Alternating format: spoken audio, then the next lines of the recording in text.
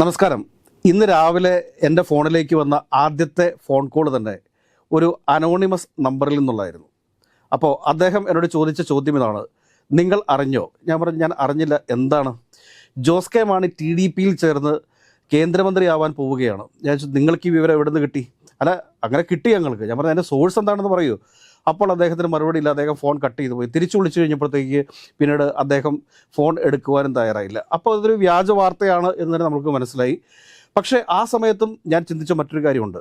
20 വർഷക്കാലം അധികാരത്തിൽ ഇല്ലാതിരുന്ന ചന്ദ്രബാബു നായിഡു വീണ്ടും ആന്ധ്രാപ്രദേശിൻ്റെ മുഖ്യമന്ത്രിയായിട്ട് വന്നത് എങ്ങനെ? ആ പോരാട്ട വഴികൾ എന്തായിരുന്നു?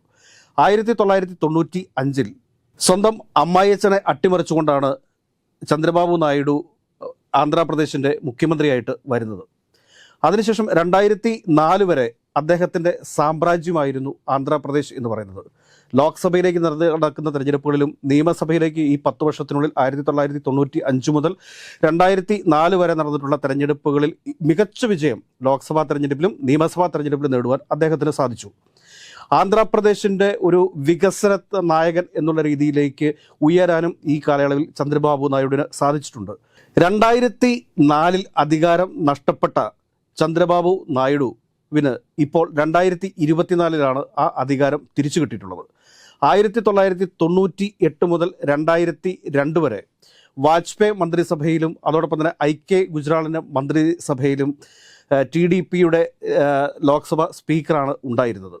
അപ്പോൾ അതിശക്തനായിരുന്നു 1995 മുതൽ 2004 വരെയുള്ള ചന്ദ്രബാബു നായിഡു എന്ന് പറയാതിരിക്കാൻ വയ്യ. സംസ്ഥാന രാഷ്ട്രീയത്തിലും ദേശീയ രാഷ്ട്രീയത്തിലും 2004 മുതൽ അദ്ദേഹത്തിന് വേണ്ട രീതിയിലുള്ളൊരു പ്രിഫറൻസോ കാര്യങ്ങളോ ഒന്നും ദേശീയ രാഷ്ട്രീയത്തിലോ സംസ്ഥാന രാഷ്ട്രീയത്തിലോ ഉണ്ടായില്ല എന്ന് തന്നെ പറയേണ്ടി വരും. 2004 മുതൽ 20 വർഷക്കാലം അധികാരമില്ലാതെ ഒരു രാഷ്ട്രീയ പാർട്ടിക്ക് എങ്ങനെ സംസ്ഥാന രാഷ്ട്രീയത്തിൽ നിലനിൽക്കാം എന്നുള്ളതിൻ്റെ ഏറ്റവും വലിയ ഉദാഹരണം കൂടിയാണ് ചന്ദ്രബാബു നായിഡുവിൻ്റെ TDP എന്ന് പറയേണ്ടി വരും. ഈ കഴിഞ്ഞ വർഷം 2023 അദ്ദേഹത്തിനെതിരെ സ്കിൽ ഡെവലപ്മെൻറ്റുമായി ബന്ധപ്പെട്ട ഒരു സ്കാം ഉയർന്നു വരികയും ജഗ്മോഹൻ റെഡ്ഡി അദ്ദേഹത്തെ ജയിലിലാക്കുകയും ചെയ്തിരുന്നു. അതിനെ എല്ലാം അതിജീവിച്ചുകൊണ്ടാണ് ഒരു കിങ് മേക്കറായി ഇന്ന് അദ്ദേഹം ആന്ധ്രാപ്രദേശിലേക്ക് നടന്ന നിയമസഭാ തെരഞ്ഞെടുപ്പിലും ലോക്സഭയിലേക്ക് നടന്ന തെരഞ്ഞെടുപ്പിൽ 16 സീറ്റുമായി മുന്നിലെത്തിയിരിക്കുന്നത്. ചന്ദ്രബാബു നായിഡുവിന് പിന്തുണയുമായിട്ട് ജനസേന പാർട്ടി നേതാവായിട്ടുള്ള പവൻ കല്യാണും ചേർന്നുകൊണ്ടുള്ള ഒരു മുന്നണി, ആ മുന്നണിക്ക് BJPയുടെ പൂർണ്ണ സപ്പോർട്ടും ലഭിക്കുകയുണ്ടായി. അങ്ങനെ BJPയും പവൻ കല്യാണും ഒപ്പം TDPയും ചേർന്ന ഒരു മുന്നണിയാണ് ജഗനെതിരെ മത്സരിച്ചത്. പക്ഷേ ജഗനെ സംബന്ധിച്ചിടത്തോളം ജഗൻ ഒറ്റയ്ക്ക് ഭൂരിപക്ഷം കിട്ടുമെന്നുള്ള ഒരു അമിതമായ ആത്മവിശ്വാസം ജഗനുണ്ടായിരുന്നു. എന്നാൽ മറുപക്ഷത്ത് കോൺഗ്രസിനെ സംബന്ധിച്ച് ജഗൻ്റെ സഹോദരിയായിട്ടുള്ള വിജയലക്ഷ്മി PCCയിലെത്തിയോടുകൂടി അധികാരം പിടിക്കാൻ സാധിക്കും എന്നൊന്നും വിചാരിച്ചിരുന്നില്ല, കരുതിയിരുന്നില്ല.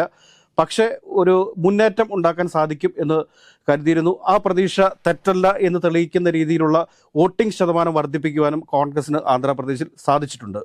ഈ വിജയലക്ഷ്മി കോൺഗ്രസിന് വേണ്ടി പിടിച്ചിരിക്കുന്ന വോട്ടിംഗ് ശതമാനം കൊണ്ട് തന്നെയാണ് ഒരു പക്ഷേ ഈ ജഗ്മോഹൻ റെഡ്ഡിയുടെ പരാജയം ഉണ്ടാവാനായിട്ടുള്ള കാരണം എന്ന് നമുക്ക് മനസ്സിലാക്കാൻ വേണ്ടി സാധിക്കും.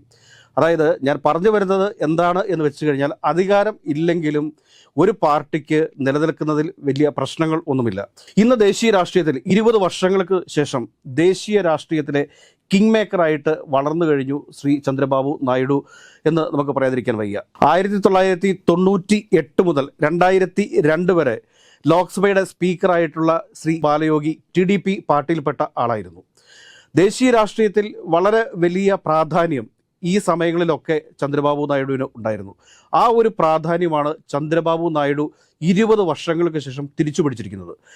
2023 എയർപോർട്ടിലിറങ്ങിയ ചന്ദ്രബാബു നായിഡുവിനെ അവിടെ നിന്ന് ആന്ധ്രാപ്രദേശ് CID കസ്റ്റഡിയിലെടുക്കുന്നതും അദ്ദേഹം ആ എയർപോർട്ടിൽ കുത്തിയിരിക്കുന്നതും ഒക്കെ നമ്മളുടെ മുമ്പിൽ ഉള്ള ദൃശ്യങ്ങളാണ്.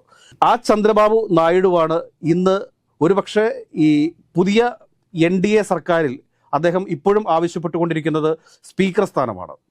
ഈ ഒരു തൂക്ക് മന്ത്രിസഭയെ സംബന്ധിച്ചിട്ട്, ഒരു മുന്നണി മന്ത്രിസഭയെ സംബന്ധിച്ച് ഒരു സ്പീക്കർ പദവി എത്ര പ്രധാനപ്പെട്ടതാണ് എന്ന് ഉള്ളത് എല്ലാവർക്കും അറിയാവുന്ന ഒരു വസ്തുതയാണ്. ഈ സ്പീക്കർ പദവി ആരുടെ കയ്യിലിരിക്കുന്നോ ശരിക്കും അവർക്ക് ഒരുപാട് കാര്യങ്ങൾ, സുപ്രധാനമായ പല തീരുമാനങ്ങളും കൈക്കൊള്ളുന്ന സമയത്ത് സ്പീക്കറുടെ തീരുമാനം അന്തിമമാണ്.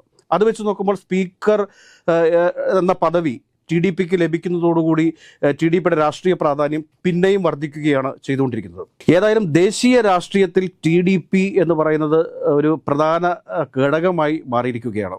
ഇപ്പോൾ Chandrababu Naidu N D A സർക്കാരിനോട് ആവശ്യപ്പെട്ടിരിക്കുന്നത് ധനകാര്യ വകുപ്പ് ഉൾപ്പെടെയുള്ള പ്രധാനപ്പെട്ട വകുപ്പുകളാണ്.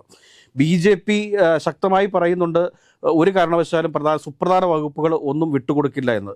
പക്ഷേ അങ്ങനെ ബി ജെ പി പറയുമെങ്കിലും അവസാന സമ്മർദ്ദത്തിൽ ഇപ്പോൾ പീയൂഷ് ഗോയലിനെ കൊണ്ടൊക്കെ ടി ഡി പിയെ മെരുക്കാൻ ഏൽപ്പിച്ചിട്ടുണ്ട് എങ്കിൽ തന്നെയും ടി ഡി പി മെരുങ്ങാനുള്ള സാധ്യത വളരെ കുറവാണ്. ഏതായാലും എനിക്ക് തോന്നുന്ന കാര്യം എന്ന് ചോദിച്ചു കഴിഞ്ഞാൽ സുപ്രധാനമായ ഒരു വകുപ്പും സ്പീക്കർ സ്ഥാനവും ഉൾപ്പെടെ ടി ഡി പിയുടെ കൈകളിലേക്ക് എത്തും എന്നുള്ള കാര്യത്തിൽ സംശയമില്ല. കേരളത്തിലെ UDF പോലുള്ള മുന്നണികൾ കണ്ടുപഠിക്കേണ്ടതും ചന്ദ്രബാബു നായിഡുവിനെ പോലുള്ള ആളുകളുടെ പോരാട്ട വീര്യമാണ്. ഒരു 5 വർഷം അല്ലെങ്കിൽ 10 വർഷം അധികാരം കിട്ടാതിരുന്നാൽ പാർട്ടി മാറുന്ന മുന്നണി വിട്ടുപോകുന്ന ഘടകകക്ഷികളും അറിഞ്ഞിരിക്കേണ്ട അല്ലെങ്കിൽ കണ്ടുപഠിക്കേണ്ട ഒരു നേതാവാണ് ചന്ദ്രബാബു നായിഡു എന്നുള്ള കാര്യത്തിൽ സംശയമില്ല. ചന്ദ്രബാബു നായിഡു വിലപേശലിൻ്റെ രാഷ്ട്രീയക്കാരനായിരിക്കാം, പക്ഷേ അദ്ദേഹത്തിൻ്റെ വിലപേശലുകൾ ഒക്കെ തന്നെ സംസ്ഥാനത്തിൻ്റെ വികസനത്തിന് വേണ്ടിയിട്ടുള്ള ആണ് എന്നുള്ള കാര്യം മറക്കരുത്. ഏതൊക്കെയായാലും നരേന്ദ്രമോദി സർക്കാരിൽ ഏറ്റവും കൂടുതലായി വിലപേശുവാൻ പോകുന്ന അല്ലെങ്കിൽ ഏറ്റവും വലിയ സമ്മർദ്ദ ശക്തിയായി നിലകൊള്ളാൻ പോകുന്ന ഒരു വ്യക്തിയായിരിക്കും ചന്ദ്രബാബു നായിഡു എന്ന കാര്യത്തിൽ സംശയം വേണ്ട. അതുകൂടാതെ തന്നെ ചന്ദ്രബാബു നായിഡു എന്ന് പറയുന്നത് വലിയൊരു മതേതരവാദിയും കൂടിയാണ്. അതിനുമൊക്കെ അപ്പുറത്ത് ഇന്ത്യ സഖ്യത്തിൽ നിലനിൽക്കുന്ന പല രാഷ്ട്രീയ പാർട്ടികൾ നേതാക്കളുമായിട്ട് ഇദ്ദേഹത്തിനുള്ള ആത്മബന്ധം, ഇതൊക്കെ സർക്കാരിനെ മൂന്നാം എൻ ഡി എ സർക്കാരിൻ്റെ മുന്നോട്ടുള്ള പ്രയാണത്തെ എങ്ങനെയൊക്കെ ബാധിക്കും എന്നുള്ളത് നമുക്ക് കാത്തിരുന്ന് കാണേണ്ട വസ്തുതയാണ്. ഏതൊക്കെയായാലും ഒരു കാര്യം പറയാം, ഇന്ത്യൻ രാഷ്ട്രീയത്തിലെ കിങ് മേക്കറാണ് ചന്ദ്രബാബു നായിഡു എന്നുള്ള കാര്യത്തിൽ ആർക്കും സംശയം വേണ്ട.